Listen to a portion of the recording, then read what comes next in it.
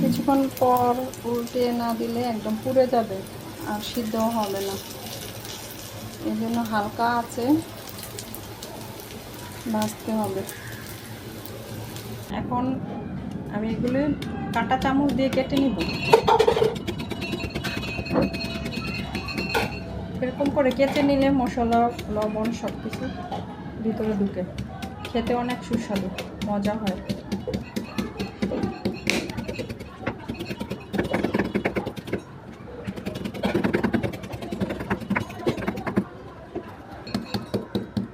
কচুগুলো কাঁচা হয়ে গেছে, এখন আমি মশলা দিয়ে মাখিয়ে নেব।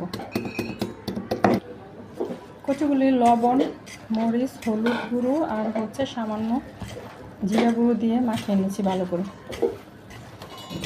তারপর ভেজে নিব।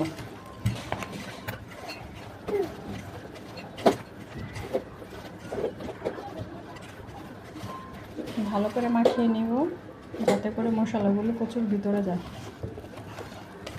তেলটা গরম হয়ে আসলো, কচুগুলো দিয়ে দিব। এবার কচুগুলো দিয়ে দিচ্ছি।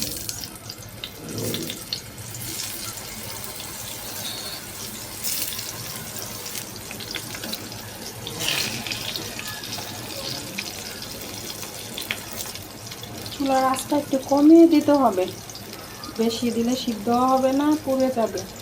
এজন্য আমি চুলার আঁচটা একটু কমিয়ে দিচ্ছি। এবার আমি ঢাকনা দিয়ে ঢেকে দেব।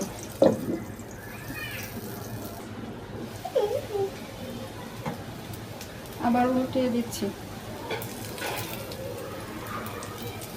কিছুক্ষণ পর উল্টে না দিলে একদম পুড়ে যাবে আর সিদ্ধ হবে না। এই জন্য হালকা আছে ভাজতে হবে।